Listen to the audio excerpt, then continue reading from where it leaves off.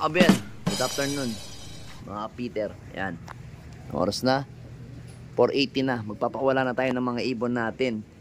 So ngayon, kanina is nag-training na nga tayo kanina sa PPCP, sa first lap natin ng training sa Pulilan. So nakakaraan, nag-apalit sila, so ako nagsakay ako ng Pulilan kasi yung mga ibon natin is hindi nga natin itotos. Ang huling tos lang natin is sa likod ng general ng apalit kasi wala nga tayong time sa umaga kasi nagtitinda tayo.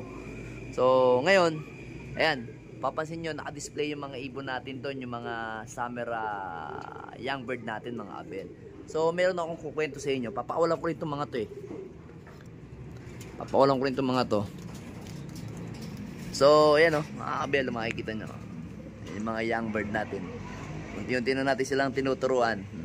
Pero yung ibang mga walang may pakpak o yung tunutubuan na ng pakpak, pwede na silang bukas na umaga sila na mapapakawalan ko. Binigyan ko sila ng tubig, tubig sila dito. Kasi medyo pumipitik-pitik yung mga mata kasi nga meron tayong mga ibon na galing sa training. So syempre hindi natin maiwasan na yung mga ganitong mga bata is tatamaan kaagad ng eye cold. Dala-dala ng mga may edad na ibon natin. So ayan yung apat na yan. Yung tatlong yan, yung checkered, itong dalawang black check yan, galing yung Pulilan. Yung isang yon, si 641, yan, galing naman niya ng Urdaneta, Pangasinan, mga abel. Urdaneta yan, Urdaneta, Pangasinan. Then ang kasama niya is si Luha. Eto si Luha. Asan si Luha? Asan si Luha? Ayan yan si Luha. Kita nyo yung mata ni Luha Yan kita nyo. Pumipikit-pikit siya pero wala talagang yan. Wala talaga siyang eye cold. Talagang napikit-pikit lang talaga yan. Nakita nyo. Pero grabe kung lumipad dyan. Galing din Urdaneta yung ibon na yan. So tingnan nga natin kung may entry natin ng yan. May entry natin ng pan race. Kasi ang pan race namin sa PPCP is 250 per birds. Then 1, 2, 3 premyo is motor. Kita nyo, itama pa rin siya ng yung lambat niya Malamang dun niya nadali sa lambatan Pag uwi kasi niyan, ganyan mukhang himat lugi mahihirapan to pagka ismash. Ito nyo, pipikit-pikit yung mga mata Then ito pa isa pa Yan Alam nyo yung mga sakit na mga ibon ngayon, napapansin ko, yung eye cold, matagal matanggal. Kagaya nito, ilang beses ko na rin itong ginamot Ginagamot ko pa nga rin hanggang ngayon yan kada uwi Yan Pero naman hindi naman sila nagluluap, pumipikit lang sila, ewan ko. Yung mga ibon naman natin dito, halos lahat is may vaccine na.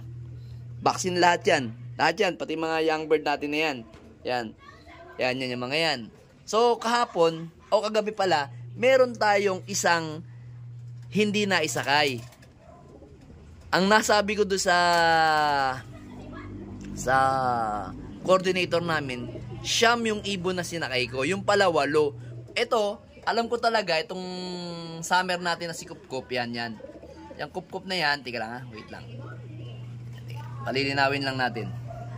Ayun, minaw yan. Yung si Kupkup na yan, hen na yan, talagang naiwas ko yan. Naiwas ko yan sa mga nailagay ko sa training box. So ngayon, ang naiwanan ko, ito, itong blue bar na to, yan. Training natin yan. BBC yan, pero na-training na natin ng Pulilan sa PUF. Itong isa hindi. Yan nga yung dapat balak natin i-stock bird. Then ito yung naiwanan nating i-training kahapon. Ayan. Yung ibon na yan, yung blue bar na yan, nakapatid ni tangan ito. Nakalimutan. Binigyan na natin itong pangalan nakakalimutan ko Kasi si Pilipit, si Pili, si Pili, tsaka si Pit. Yan si Pit na yan, yung Pit na yan yung nakalimutan natin kahapon or nawala sa pagkaalagay ko sa training box. Kasi doon pala siya dumapo, mga abel, dito. Kasi nga, pumunta ako dito, wala akong dalang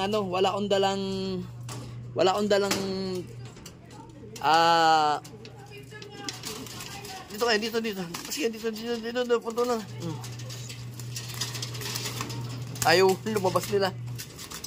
Yan, lumabas. So kahapon, dito nga sila pumunta. Naandito siya sa side na yan. Hindi ko napansin, nakala ko wala ng blue bar na ibon si Pit. Hindi ko na ikarga tuloy. Pero okay lang, pulilan pa lang naman yan. Gustong gusto nang bumalik, oh. Gusto nilang bumalik dito sa loob. Kasi pares na pares kasi sila.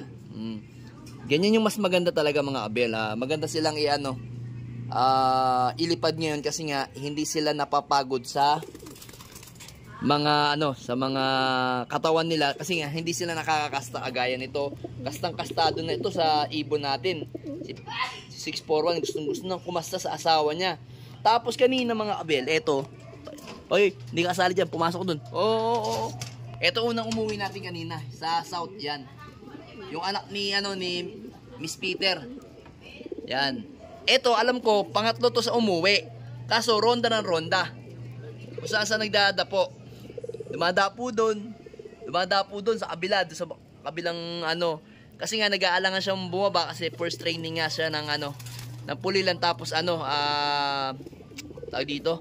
May mga tao dito kasi mga nagtitimpla kasi kami kaninang umaga dito ng mami kaya halos naiilang tong checkered na to. Nakabibisi pa naman to. Tinitraining ko na sila para mas maagang mapagpag sila. Then, ito yung kaunahan kanina umuwi mga abel. Ayan. Ito. Si Juana. Ang aga.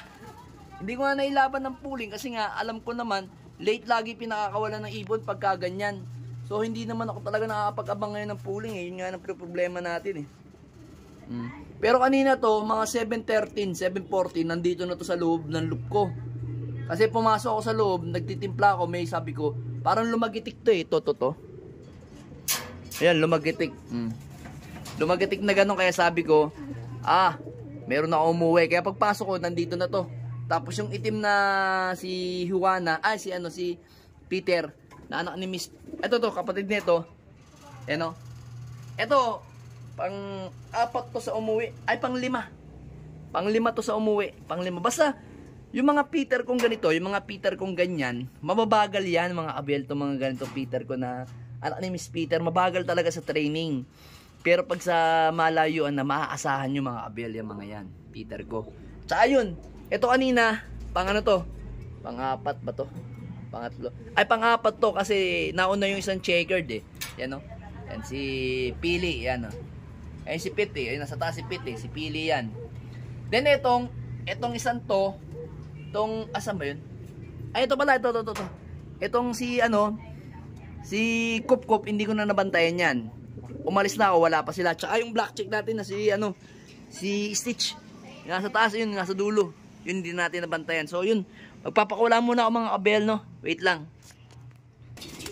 So, ito mga abel, papakula natin kasi para makapagpag sila. Yan, yun, ta. Yan. Ronda muna. After nila kanina training, ronda naman. Yan. Ronda muna sila. Yan.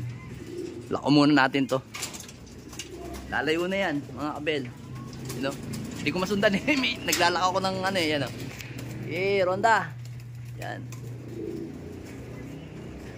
Maghahataw uli yan mga abel kasi sila ronda lang, ayan. Ganyan ang ginagawa natin mga abel pagkatapos nating mag-training ng umaga, papagpag natin ng hapon para tanggal yung sakit ng katawan nila.